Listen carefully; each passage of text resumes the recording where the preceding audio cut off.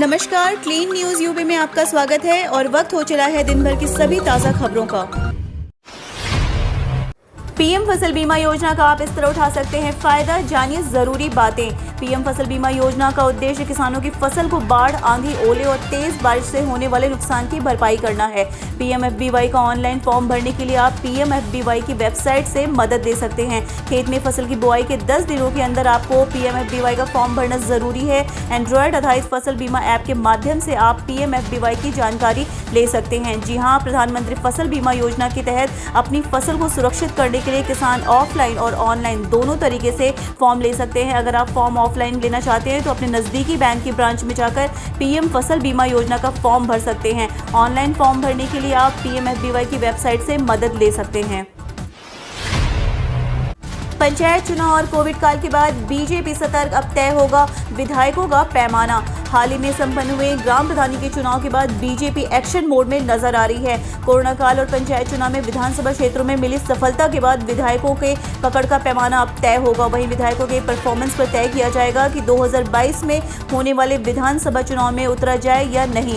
सूत्रों के मुताबिक टिकट वितरण में बीजेपी विधायकों के परफॉर्मेंस को आधार बनाएगी, जिसके बाद विधायक पशुपेश में फंसे हुए नजर आ रहे हैं। इसमें पंचायत चुनाव परिणाम और कोरोना काल में बीजेपी विधायकों द्वारा क्षेत्र में किए गए कामकाज को आधार बनाया जाएगा, यानी कि 50% सीटों पर पार्टी की नजरें टेढ़ी हैं। बता दें कि पंचायत चुनाव परिणाम और कोविड काल में बीजेपी नेताओं के गले का फांस बनते जा रही है। बीजेपी की दिल्ली में बैठे दिग्गज इससे खुश नजर नहीं आ रहे हैं। पंचायत चुनाव के नतीजों को कोरोना काल के दौरान किए गए काम के बहाने पार्टी के विधायकों के टिकट काटने का मजबूत आधार मिल गया है।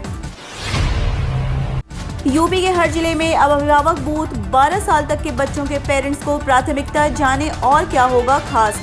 सीएम योगी आदित्यनाथ ने कहा कि जिन अभिभावकों के बच्चे 12 साल से कम उम्र के हैं उनको वैक्सीनेशन में प्राथमिकता दी जाएगी। उन्होंने अधिकारियों को निर्देश दिए हैं कि हर जिले में इसके लिए कार्य योजना बनाएं। उन्होंने कहा कि हर जिले में अभिभावक स्पेशल बूथ बनाएं और अभिभावकों को संपर्क कर उन्हें वैक्सीनेशन के लिए बुलाएं। इससे अभिभावक को बच्चे दोनों सुरक्षित रहेंगे। सीएम ने अभिभावक बूथ योजना को अभियान के रूप में संचालित करने के निर्देश दिए हैं। सीएम ने कहा कि वैज्ञानिक परीक्षण से यह सिद्ध हो चुका है कि कोविड की वैक्सीन पूरी तरह सुरक्षित है। सीएम ने निर्देश दिए हैं कि जनप्रतिनिधि व प्रशासन इस बारे में लोगों को जागरूक करें।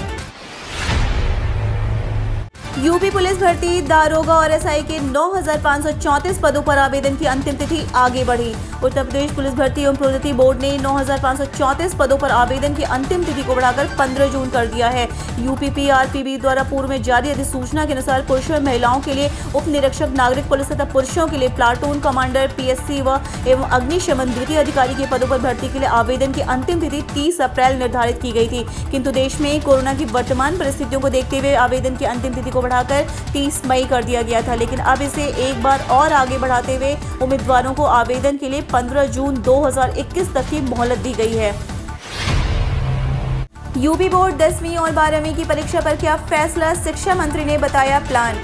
यूपी बोर्ड एग्जाम 2021 के संबंध में राज्य के शिक्षा मंत्री दिनेश शर्मा ने जानकारी दी है। शर्मा 23 मई 2021 को केंद्र के साथ क्लास 12वीं बोर्ड एग्जाम्स पर हुई उच्च स्तरीय बैठक में भी मौजूद थे। इसके साथ यूपी क्लास 9 और प्री बोर्ड रिजल्ट्स की भी सूचना दी गई है। दिनेश शर्मा ने बताया कि एग्जाम्स के लिए उत्तर प्रदेश माध्यमिक शिक्षा परिषद उत्तर प्रदेश सरकार की तैयारियां पूरी हैं। 12वीं की परीक्षाओं पर केंद्र सरकार की ओर से निर्देश मिलने का इंतजार है। केंद्र की ओर से निर्देश मिलते ही यूपी बोर्ड 1 महीने के अंदर एग्जाम्स कराकर रिजल्ट भी घोषित कर देगा। वहीं यूपी 10वीं बोर्ड परीक्षा के स्टूडेंट्स भी अभी तक असमंजस में हैं, परीक्षा होगी या नहीं। इसके संबंध में दिनेश शर्मा ने बताया कि इसी सप्ताह मुख्यमंत्री योगी आदित्यनाथ से मुलाकात करके यह तय करेंगे कि उत्तर प्रदेश 10वीं की परीक्षा इस वर्ष ली जाएगी या नहीं, यानी दोनों परीक्षाओं के संबंध में जो भी फैसले होंगे वे मई के अंत तक बता दिए जाएंगे। मौसम विभाग ने यूपी के 27 जिलों में तूफान की दी चेतावनी, सभी डीएम को जरूरी तैयारियां करने के निर्देश। मौसम विभाग ने उत्तर प्रदेश के 27 जिलों में 24 से 28 मई के बीच तूफान की चेतावनी दी है। रविवार को इसके लिए संबंधित जिलों के लोगों को खुद भी अलर्ट रहने को कहा गया है। इसके साथ ही डीएम को जरूरी तैयारियां करने के निर्देश दिए हैं। वैक्सीनेशन की सुस्त रफ्तार से खफा सीएम योगी आदित्यनाथ, अधिकारियों को रफ्तार बढ़ाने के आदेश। यूपी के सीएम योगी आदित्यनाथ प्रदेश में टीकाकरण की धीमी रफ्तार से नाराज हैं। एक हाई पावर कमेटी की बैठक के दौरान उन्होंने इस बात पर चिंता जाहिर की है। सीएम ने अब प्रदेश के सभी 75 जिलों में टीकाकरण का काम शुरू करने का आदेश दिया है। बता दें कि अभी वैक्सीनेशन का काम 23 जिलों में ही किया जा रहा है। गौरतलब है कि केंद्रीय स्वास्थ्य मंत्रालय ने योगी सरकार को चिट्ठी लिखी थी। इस चिट्ठी में मंत्रालय की तरफ से वैक्सीनेशन के काम में तेजी लाने को कहा गया है, जिसके बाद सीएम योगी ने स्वास्थ्य विभाग के अफसरों को जमकर क्लास लगाई। 45 साल से अधिक उम्र के लोगों को टीका कम लग रहा है, जबकि सीएम ने अनपढ़ लोगों के लिए भी कॉमन सर्विस सेंटर पर वैक्सीन देने की व्यवस्था शुरू करवा दी है। सीएम योगी के ट्रिपल टी मॉडल का असर, पिछले 24 घंटे में 4000 से कम मिले केस, 3.26 लाख टेस्ट। प्रदेश में कोरोना संक्रमण की दर को नियंत्रित करने के लिए मुख्यमंत्री योगी आदित्यनाथ का ट्रिपल टी मॉडल यानी ट्रेस, टेस्ट और ट्रीट का असर दिखने लगा है। लगभग 25 करोड़ की आबादी वाले उत्तर प्रदेश में पिछले 24 घंटे में 3981 पॉजिटिव केस आए हैं, जबकि कोरोना को मात देकर 11918 मरीज घर पहुंचे। प्रदेश में फिलहाल एक्टिव मरीजों की संख्या 76,700। उधर देश में सर्वाधिक टेस्ट का सिलसिला उत्तर प्रदेश में जारी रहा। पिछले 24 घंटे में 3.26 लाख कोरोना टेस्ट हुए हैं। यूपी में ब्लैक फंगस के 600 मरीज, मेरठ में इंजेक्शन न मिलने से 24 घंटे के अंदर 5 मरीजों की मौत, वाराणसी में 2 और गोरखपुर में 1 की जान गई। उत्तर प्रदेश में ब्लैक फंगस का कहर बढ़ता जा रहा है। मरीजों का आंकड़ा 600 के पार हो गया है। अब तक 48 से ज्यादा मरीजों की मौत हो चुकी है। पिछले 24 घंटे के अंदर इंजेक्शन और दवा न मिलने से मेरठ में 5 मरीजों की मौत हो गई। इन मरीजों में एम्फोटेरिसिन बी इंजेक्शन की जरूरत थी, लेकिन समय पर नहीं मिल पाया। डॉक्टर्स के मुताबिक समय पर मरीजों को एम्फोटेरिसिन बी इंजेक्शन न मिलने से संक्रमण नाक से साइनस में होते हुए ब्रेन तक पहुंच रहा है और इससे मरीजों की मौत हो जा रही है। उधर वाराणसी में भी फंगस के 2 मरीजों ने जान गंवा दी। गोरखपुर में और लखनऊ में एक मरीज की मौत हुई।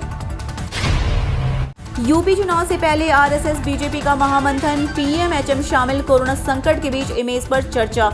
रविवार की देर शाम दिल्ली में बीजेपी और संघ के बीच शीर्ष स्तर पर मंथन हुआ। इस बैठक में प्रधानमंत्री नरेंद्र मोदी ने भी शिरकत की। सूत्र बता रहे हैं कि कोरोना महामारी के हालात के बीच सरकार और पार्टी की छवि को लेकर इस बैठक में चर्चा हुई है। कोरोना वायरस संक्रमण की दूसरी लहर के बीच लोगों में सरकार के प्रति नाराजगी उत्पन्न हुई है। माना जा रहा है कि बैठक में इस पर भी चर्चा हुई है। इसके अलावा उत्तर प्रदेश की स्थिति पर भी मंथन किया गया, जहाँ अगले साल विधानसभा चुनाव होने हैं। राज्य में कोविड की वर्तमान परिस्थितियों पर भी चर्चा हुई है। इस बैठक में पीएम मोदी के अलावा गृह मंत्री अमित शाह, बीजेपी अध्यक्ष जेपी नड्डा, आरएसएस कार्यवाहक दत्तात्रेय होसबाले और यूपी संगठन मंत्री सुनील बंसल मौजूद थे। सूत्रों के मुताबिक इस बैठक में संगठन और सरकार को लेकर कई महत्वपूर्ण निर्णय लिए गए हैं। हम रोज ऐसी ही न्यूज लाते रहेंगे। यदि आपने अभी तक क्लीन न्यूज यूपी को सब्सक्राइब नहीं किया है तो फटाफट सब्सक्राइब कर ले, साथ ही बेल आइकन को दबा दें ताकि कोई भी अपडेट मिस ना हो।